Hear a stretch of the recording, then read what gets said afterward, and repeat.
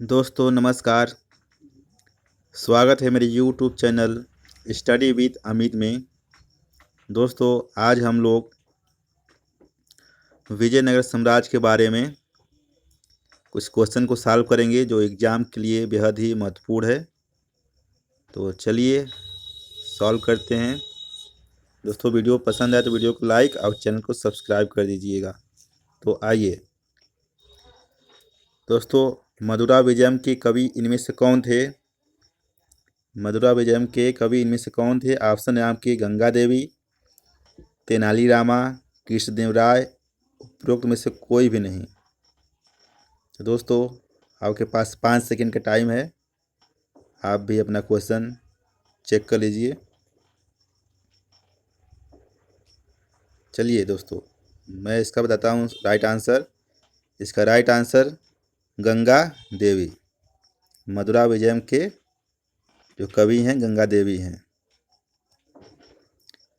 Next question है दोस्तों, इनमें से विजयनगर साम्राज्य का अंतिम शासक कौन था? दोस्तों ऑप्शन है आपके कृष्णदेवराय, हरिहर, श्रीरंग थर्ड, राम राय।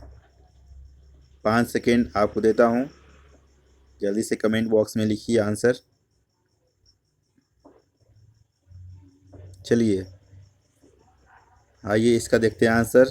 इनमें से विजयनगर साम्राज्य का अंतिम शासक श्रीरंग थर्ड था, श्रीरंग तृतीय था। Option number 3 is right answer.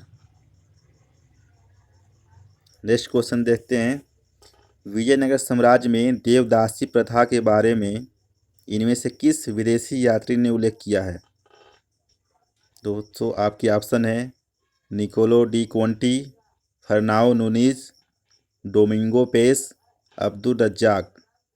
तो आपके पास 5 सेकेंड का टाइम है, ऑप्शन अपना चूज करिए और कमेंट बॉक्स में लिखिए। तो चलिए इसका आंसर है right answer option number 3, Domingo Paes devadasi प्रथा के बारे में इन्होंने लिखा था, जो विदेशी यात्री हैं। तो चलिए नेक्स्ट क्वेश्चन तरफ चलते हैं। इनमें से किस विजयनगर साम्राज्य में दास्ता की व्यापकता का उल्लेख किया है? जो विजयनगर साम्राज्य में दास्ता थी उसका किसने विस्तार से उल्लेख किया है? तो ऑप्शन है आपके Fernao Nuniz, Niccolo de Conti, Abdul Razzaq, Domingo Paes. आपके पास 5 सेकेंड का टाइम है, तो अपना आंसर बताइए कमेंट बॉक्स में। तो इसका राइट आंसर दोस्तों Niccolo de Conti, option number 2 is right answer, Niccolo de Conti. चलिए देखते हैं नेक्स्ट क्वेश्चन, कौन सा युद्ध विजयनगर साम्राज्य के पतन का कारण बना? जो विजयनगर साम्राज्य का पतन का कारण कौन सा युद्ध बना? ऑप्शन है आपके तक्कोलम की लड़ाई, तालीकोटा की लड़ाई, खानवा की लड़ाई, पानीपत की लड़ाई। तो ऑप्शन जल्दी से जल्दी कमेंट बॉक्स में छापिए। तो चलिए मैं बता देता हूँ इसका राइट आंसर। इसका राइट आंसर है तालीकोटा की लड़ाई। तालीकोटा की लड़ाई के बाद दोस्तों विजयनगर साम्राज्य का पतन हो गया था। तो राइट आंसर 2। चलिए देखते हैं नेक्स्ट क्वेश्चन, विजयनगर साम्राज्य के शिल्पकार कौन थे? तो दोस्तों विजयनगर जो था उसका जो शिल्पकार कौन था, कौन उसे बनाया था? तो चलिए आपके ऑप्शन है विप्र विनोदिन, कायकालर, टोटियाँ और उपरोक्त में से कोई नहीं। तो जल्दी से जल्दी इसका आंसर बताएं। दोस्तों चलिए मैं ही बता देता हूँ इसका आंसर। इसका राइट आंसर है ऑप्शन नंबर 1 वी प्रविनोदिन। ऑप्शन नंबर 1 वी प्रविनोदिन जो थे विजयनगर साम्राज्य के शिल्पकार थे। देखते हैं नेक्स्ट क्वेश्चन, विजयनगर साम्राज्य की स्थापना कब हुई थी? दोस्तों विजयनगर साम्राज्य की स्थापना कब हुई थी? ऑप्शन है आपके 1336 में, 1350 में, 1250 में, 1296। तो इसका राइट आंसर क्या होगा, जल्दी से जल्दी कमेंट बॉक्स में बताएं। आपके पास 5 सेकंड का टाइम है। तो चलिए दोस्तों मैं बताता हूँ, इसका राइट आंसर है 1336, यानी कि 1336। Option number A is right answer. Vijayanagara साम्राज्य की स्थापना 1336 में हुई थी। चलिए नेक्स्ट प्रश्न की तरफ बढ़ते हैं। मौर्य वंश का अंतिम शासक कौन था? ये दोस्तों एग्जाम के लिए बेहद ही महत्वपूर्ण है, एग्जाम में आ सकता है। तो ऑप्शन है आपके कुणाल, बृहद्रथ, सुसीमा, संप्रति। तो बताएं जल्दी से जल्दी इसका आंसर, 5 सेकंड का टाइम है आपके पास।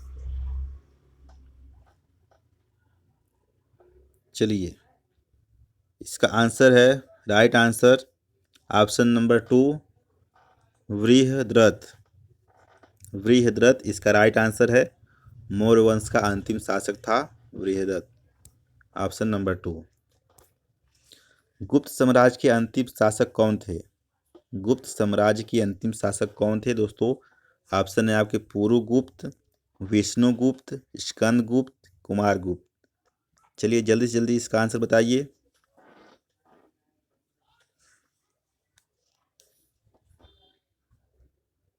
चलिए दोस्तों मैं बताता हूँ आंसर आपका। इसका राइट आंसर है ऑप्शन नंबर 2, विष्णुगुप्त। गुप्त साम्राज्य के अंतिम शासक विष्णुगुप्त हैं। Option number 2। निम्नलिखित में से किसने बिहार के बोध गया में पहला महाबोधि मंदिर बनवाया था? बोध गया में पहला महाबोधि मंदिर किसने बनवाया था? ऑप्शन है आपके चंद्रगुप्त मौर्य, अशोक, कनिष्क, हर्षवर्धन। जल्दी से जल्दी दोस्तों इसका आंसर बताएं। चलिए मैं ही बता देता हूँ, इसका राइट आंसर होगा अशोक। अशोक ने ही पहला जो मंदिर था महाबोधि बोध गया में, जो महाबोधि मंदिर था सबसे पहले इसी ने बनवाया था, अशोक ने। महाराजा अधिराज के भव्य उपनाम को अपनाने वाले गुप्त राजवंश के प्रथम शासक कौन थे? मतलब महाराजा अधिराज की उपाधि किसने अपनाया था? तो चलिए इसका आपका ऑप्शन है अशोक, चंद्रगुप्त, समुद्रगुप्त, चंद्रगुप्त सेकेंड। जल्दी से जल्दी इसका आंसर बताएं, 5 सेकंड का टाइम है। तो चलिए दोस्तों इसका राइट आंसर देखिए, इसका राइट आंसर है Chandragupta. Chandragupta option number second. महाराजा धीराज के भव्य उपनाम से जाने जाने वाले चंद्रगुप्त थे। चलिए अगले प्रश्न की तरफ बढ़ते हैं। सिलोन में अशोक का समकालीन शासक कौन था? सिलोन में अशोक का समकालीन शासक कौन था? ऑप्शन है आपके देवनाम प्रियतिस्य, भद्रबाहु, शिशुनाग, पुष्यमित्र शुंग। आपके पास ऑप्शन है, जल्दी जल्दी कमेंट बॉक्स बताएं, 5 सेकंड का time.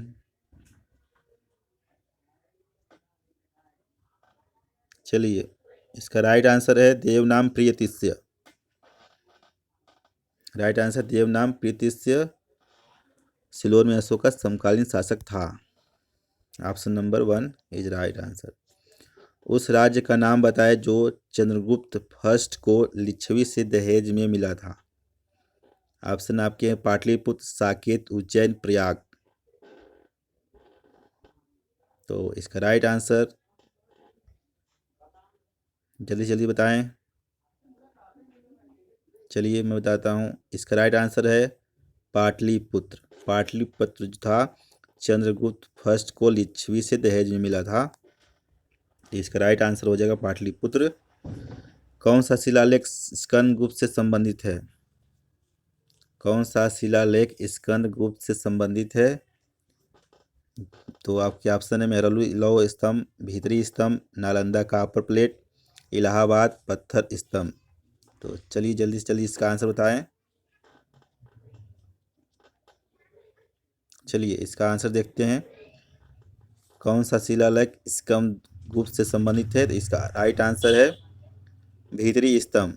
Option number 2 is right answer, भीतरी स्तंभ। चलिए, चंद्रगुप्त ने 322 ईसा पूर्व में किस पे कब्जा कर लिया था? तो ऑप्शन है आपके पाटलिपुत्र, पावापुरी, वैशाली, कुशीनगर। जल्दी से जल्दी इसका आंसर बताएं। तो दोस्तों इसका राइट आंसर है पाटलिपुत्र पर कब्जा कर लिया था 322 ईसा पूर्व में चंद्रगुप्त मौर्य ने। चलिए, निम्नलिखित में से कौन चंद्रगुप्त द्वितीय के 9 रत्नों में से एक था?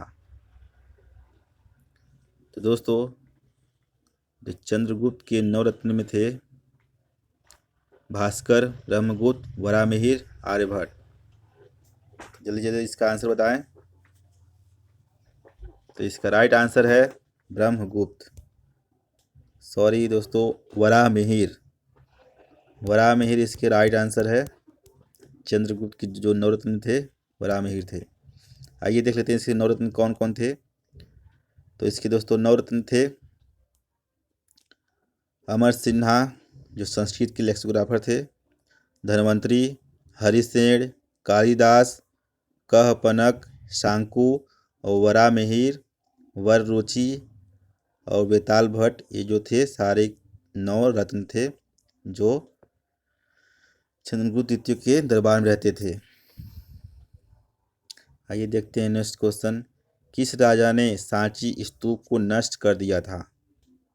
किस राजा ने सांची स्तूप को नष्ट कर दिया था? तो ऑप्शन है आपके अशोक, पुष्यमित्र शुंग, सिमुका, शिशुनाग।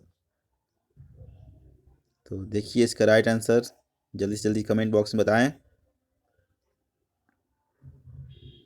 चलिए इसका राइट आंसर बताता हूं।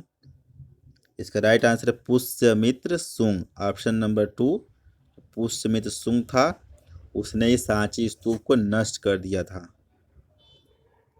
देवश्री एक गुप्त शासक द्वारा धारण की गई उपाधि थी, वह कौन था? जो देवश्री था एक गुप्त शासक द्वारा धारण की गई उपाधि थी, वह कौन था? ऑप्शन आपके श्रीगुप्त, समुद्रगुप्त, चंद्रगुप्त और चंद्रगुप्त प्रथम। तो जल्दी से जल्दी ऑप्शन बताएं कौन सा राइट आंसर है। चलिए इसका राइट आंसर बताता हूँ, समुद्रगुप्त। सॉरी, चंद्रगुप्त द्वितीय इसका राइट आंसर है। चंद्रगुप्त द्वितीय जो था देवश्री की उपाधि धारण किया था। देखते हैं नेक्स्ट क्वेश्चन। दोस्तों आज के लिए बस इतना ही। अगर वीडियो पसंद आई हो तो वीडियो को लाइक और चैनल को सब्सक्राइब कर दीजिएगा। सारे जो क्वेश्चन थे आपके एग्ज़ाम के लिए बहुत ही इम्पोर्टेंट थे। तो चलिए मिलते हैं ऐसे ही एक नेक्स्ट वीडियो में। तब तक के लिए धन्यवाद, नमस्कार। तैयारी में लगे रहिए पूरे जोश के साथ। चलिए नमस्कार।